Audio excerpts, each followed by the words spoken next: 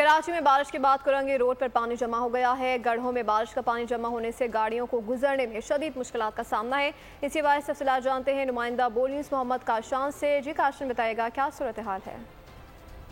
जी बिल्कुल, देखें कराची के मुख्तलिफ इलाकों में कहीं हल्की और कहीं तेज़ बारिश का सिलसिला सुबह से ही जारी है। मैं इस वक्त FTC पुल पर मौजूद हूँ। मेरे अकब में आपको ये ट्रैफिक जैम भी नज़र आ रहा होगा।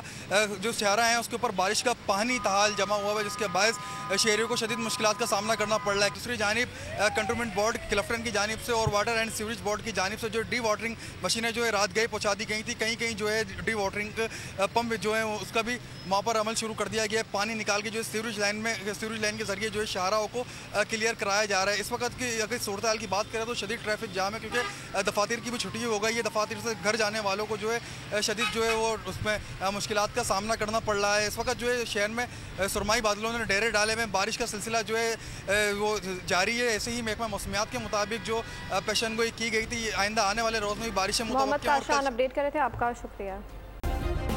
सब्सक्राइब करें और बेल दबाएं ताकि कोई खबर रह न जाए।